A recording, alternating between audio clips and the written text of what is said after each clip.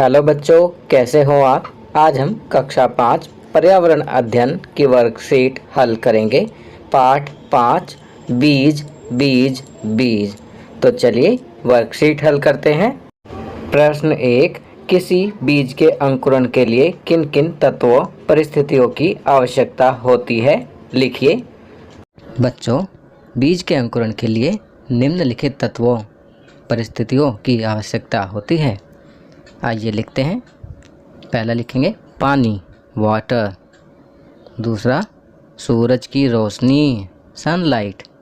और तीसरी हवा। चौथा लिखेंगे मिट्टी, सॉइल। पांचवा लिखेंगे तापमान, टेम्परेचर। और छठा लिखेंगे कार्बन डाइऑक्साइड।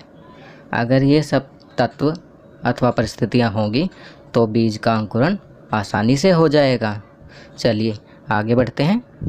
प्रश्न 2, दिए गए चित्र को ध्यान से देखिए और पौधे के विभिन्न भागों के नाम लिखिए। तो बच्चों, यहाँ पर पौधे का चित्र दिया गया है और आपको इसके भागों के नाम लिखने हैं। नीचे से लिखेंगे सबसे पहले जड़, फिर तना, ये फूल, यहाँ फल लिखेंगे और ये पत्ती। तो ये सभी पौधे के भाग हैं। चलिए आगे बढ़ते हैं। प्रश्न 3, किन्हीं 5 बीजों के नाम लिखिए। तो बच्चों, यहाँ पर आपको किन्हीं 5 बीजों के नाम लिखने हैं। आपकी सुविधा के लिए मैं यहाँ लिख रहा हूँ चना, मटर, मक्का, राजमा, गेहूँ। प्रश्न 4 करते हैं। पेड़ हमारे दोस्त हैं। एक दोस्त के रूप में पेड़ों के लिए आप क्या क्या करेंगे, अपने सुझाव दीजिए। तो बच्चों, यहाँ पर आपको अपने सुझाव देने हैं कि पेड़ आपके दोस्त हैं तो आप उनके लिए क्या क्या करेंगे। आपकी सुविधा के लिए मैं यहाँ लिख रहा हूँ, पेड़ हमारे दोस्त हैं और दोस्त के रूप में मैं उन्हें कटने से बचाऊंगा, पानी दूंगा और खूब सारे पेड़ उगाऊंगा तथा लोगों को पेड़ों का महत्व समझाऊंगा। आप इनके अलावा अन्य कुछ सुझाव देना चाहें तो दे सकते हैं। चलिए आगे बढ़ते हैं। प्रश्न 5, सही विकल्प चुनिए। तो बच्चों, यहाँ प्रश्न के 3 विकल्प दिए गए हैं। इनमें एक सही उत्तर होगा तो आपको सही विकल्प चुनना है। क करते हैं, निम्न में से कौन सा फल बिना बीज का है। तो यहाँ सही विकल्प है दूसरा, केला। ख, निम्न में से किस बीज से तेल निकाला जाता है। तो यहाँ सही विकल्प है तीसरा, सरसों। ग, निम्न में से किस बीज का उपयोग मसालों के रूप में होता है। तो यहाँ सही विकल्प है पहला, जीरा। घ, निम्न में से बीज के अंकुरण के लिए क्या जरूरी है। तो यहाँ सही विकल्प है दूसरा, पानी और हवा। चलिए आगे बढ़ते हैं।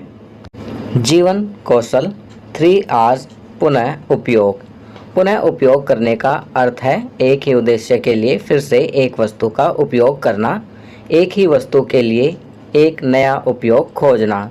पुनः उपयोग बार बार उपयोग करने पर ध्यान केंद्रित करता है, जैसे कपड़े और कागज़ का थैला, कपड़े का तौलिया आदि।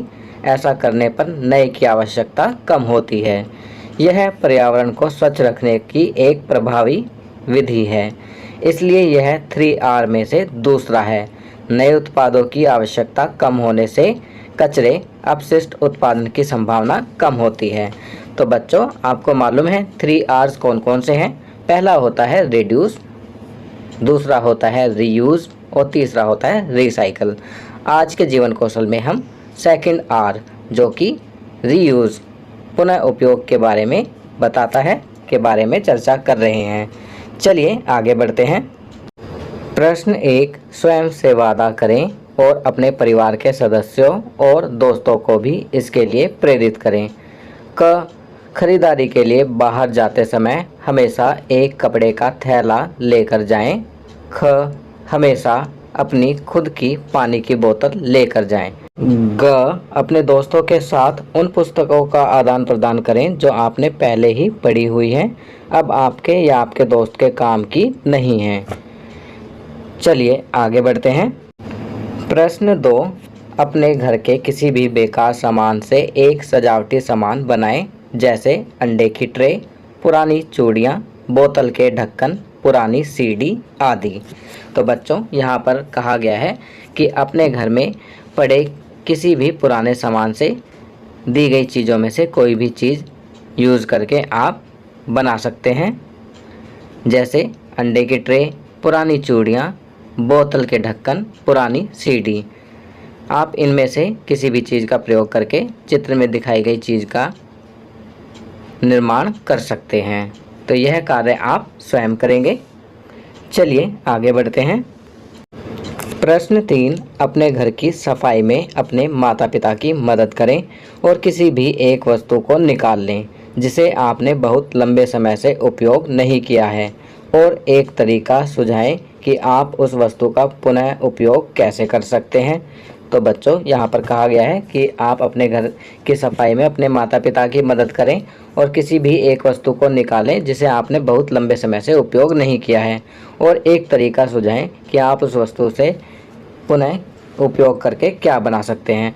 तो बच्चों यहाँ पर बहुत सारी वस्तुएं होती हैं जिनका पुनः उपयोग करके हम कुछ ना कुछ बना सकते हैं, जैसे कांच की चूड़ियों, पुरानी सीडी, पुराने शादी के कार्ड इत्यादि से वॉल हैंगिंग बना सकते हैं। पुराने अखबार से लिफाफे, फ़ोटो फ्रेम इत्यादि बना सकते हैं। गत्ते के पुराने डिब्बों से पेंसिल बॉक्स या अन्य सामान रखने के बॉक्स बना सकते हैं। कोल्ड ड्रिंक्स की बोतलों, प्लास्टिक अथवा लोहे के पुराने डिब्बों का प्रयोग पौधे लगाने में कर सकते हैं। चलिए आगे बढ़ते हैं। संस्कारशाला, छोटी छोटी पर बड़ी बातें। 28 जुलाई विश्व प्रकृति संरक्षण दिवस। विश्व प्रकृति संरक्षण दिवस हर साल 28 जुलाई को मनाया जाता है ताकि यह पहचाना जा सके कि एक स्वस्थ पर्यावरण एक स्थिर और उत्पादक समाज और आने वाली पीढ़ियों के लिए एक नींव है। हमें अपने प्राकृतिक संसाधनों की रक्षा, संरक्षण और सतत प्रबंधन करना चाहिए। अब यहाँ कहा गया है अज्ञानी होना गलत नहीं है, अज्ञानी बने रहना गलत है। महर्षि दयानंद सरस्वती। तो महर्षि दयानंद सरस्वती ने कहा है अज्ञानी होना गलत नहीं है, परंतु अज्ञानी बने रहना सबसे ज़्यादा गलत है। नीचे खाना पीना, अंकुरित दाल या अनाज का सेवन करना तथा गर्मियों से संबंधित घर पर ही बना पसंदीदा पेय पदार्थ पीना। गतिविधि, अपनी माँ या किसी बड़े की सहायता से अनाज या दाल को अंकुरित करना सीखना। खेल, परिवार में बच्चों के साथ पिट्ठू खेलना।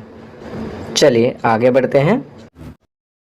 दैनिक दिनचर्या में निम्नलिखित आदतों को अपनी दिनचर्या में शामिल करें। नीचे कुछ आदतें दी गई हैं, इन्हें आप अपनी दैनिक दिनचर्या में शामिल करेंगे। कौन कौन सी हैं? अपने माता पिता का अभिवादन करके अपने दिन की शुरुआत करें। अपने दांतों को दिन में 2 बार ब्रश करें। प्रतिदिन स्नान करें। खूब पानी पिएं और संतुलित आहार लें। अपने चेहरे को छूने से बचें और अपने हाथों को बार बार धोएं। अपना गृह कार्य समय पर पूरा करें। तो ये कुछ अच्छी आदतें दी गई हैं जिन्हें आपको अपनी दैनिक दिनचर्या में शामिल करना है। तो बच्चों ये वर्कशीट यहाँ कंप्लीट होती है। अगर ये वीडियो आपको अच्छी लगी तो इसे लाइक एंड शेयर ज़रूर करें। अन्य विषयों पर बने हमारे लेटेस्ट वीडियोस को देखने के लिए चैनल को सब्सक्राइब करना ना भूलें और देखते रहिए हमारा channel knowledge kingdom. Thank you.